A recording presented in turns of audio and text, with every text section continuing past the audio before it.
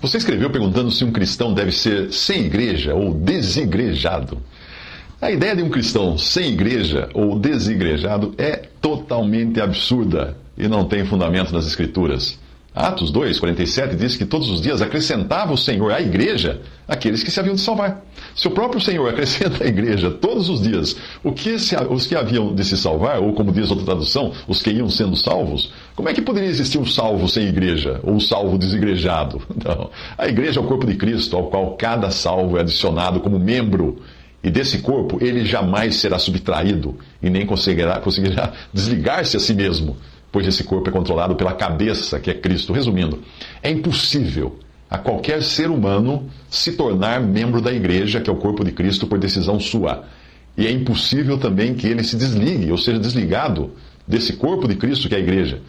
E quando cristãos estão congregados sobre o fundamento bíblico de um só corpo, eles não estão se considerando seu grupo a igreja, mas apenas estão dando um testemunho ou expressão local da igreja.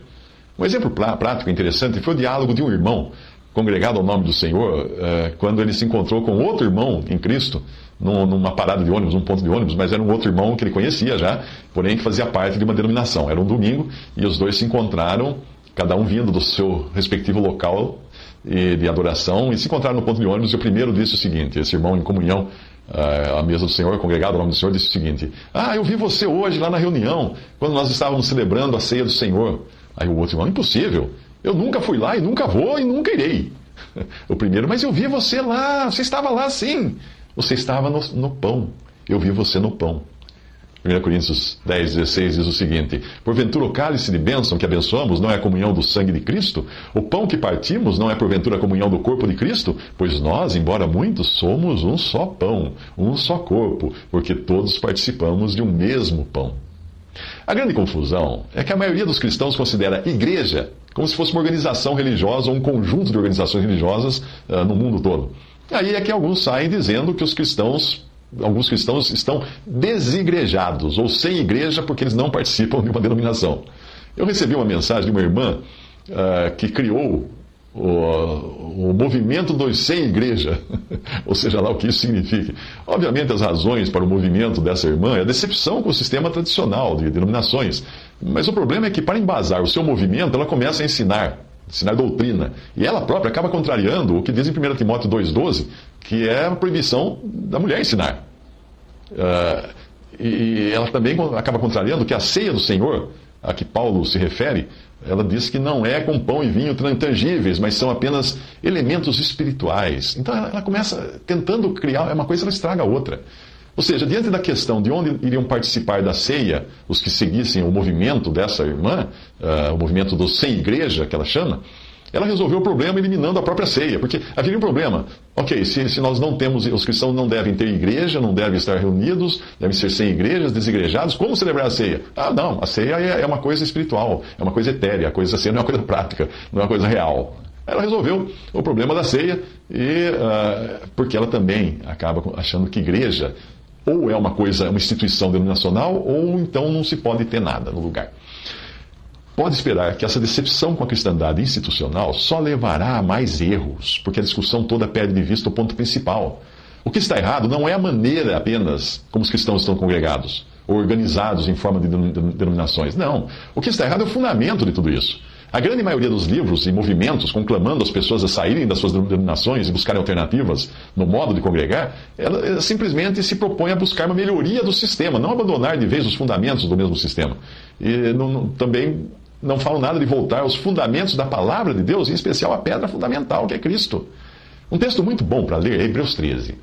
Ali havia todo um sistema de coisas do judaísmo, às quais os cristãos hebreus, os hebreus convertidos ao cristianismo, teimavam em permanecer apegados. Mas aí o Espírito Santo diz simplesmente que Cristo não estava nesse sistema de coisas mais. Por mais pessoas piedosas e verdades que ele pudesse incluir, Cristo não estava neles. Jesus tinha sido excluído dali e estava agora fora do arraial, que era o sistema organizado, o sistema judaico organizado. Hebreus 13:13 ordena: saiamos, pois, a ele fora do arraial, levando o seu vitupério, a sua vergonha, a sua rejeição. A questão não está em reformar o arraial. E também a questão não se limita a sair do arraial. O ponto focal da mensagem de Hebreus está na expressão a ele, sair a Cristo. Trata-se de sair a Cristo. Não se trata de reformar o arraial, nem apenas de sair do arraial, mas de sair a Cristo, de ter a Ele como centro, como era no princípio, quando 2 ou 3 estavam congregados ao seu nome, para Ele, e reconhecendo a Ele somente como centro das atenções. No Monte da Transfiguração, os discípulos ainda tinham sua atenção dividida entre Jesus, Moisés e Elias. Tanto é que se propõe a construir 3 tendas, uma para cada um deles. Eles colocam Jesus no mesmo plano daqueles homens, e Deus precisa intervir para tirar de vez o foco deles de outros e concentrá-los só em Jesus. Marcos 9, de 7 a 8, e desceu uma nuvem que os cobriu com a sua sombra, e saiu da nuvem uma voz que dizia: Este é o meu filho amado, a ele ouvi. E tendo olhado ao redor, ninguém mais viram senão Jesus com eles. Não se trata de sair da igreja, porque isso que existe por aí não é igreja. Igreja foi, é e continuará sendo o corpo de Cristo, o conjunto indivisível e indenominado de todos os salvos por Cristo. E a expressão local e visível dessa igreja é formada por 2 ou 3 reunidos em nome de Jesus, nos moldes que ele determinou em Mateus 18.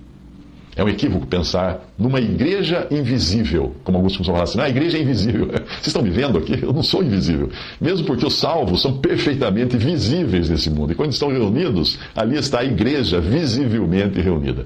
Qualquer leitor atento verá que o texto dessa passagem de Mateus 18 não está tratando de 2 ou 3 cristãos batendo papo durante o cafezinho, mas trata de algo solene, que até mesmo envolve a ação de ligar e desligar, ou seja, inclui responsabilidade, governo, administração, juízo. Resumindo, existe hoje um sistema de coisas que se denomina igreja, e não é. E também existe um movimento de repúdio a essa igreja, desse sistema de coisas, que quer reformar tudo isso para criar algo alternativo e melhor, que também não será igreja. Bem, eu estou fora de um e estou fora do outro, porque nada disso é o que eu encontro em Hebreus: sair a Jesus. Não é sair a um novo modo de reunir, não é sair a uma nova doutrina, não é sair a um novo grupo de pessoas, sair a Jesus. Qualquer denominacional protestante se sente ofendido quando nós dizemos que a sua igreja não é a igreja da Bíblia. Como também fica ofendido o católico, se nós negarmos à igreja católica o status de igreja bíblica. O que eles não percebem é que, ainda que os seus respectivos sistemas e organizações não sejam a igreja e nem a representem, eles próprios, os indivíduos que creem em Cristo, que estão nesse sistema, são membros do corpo de Cristo, que é a igreja.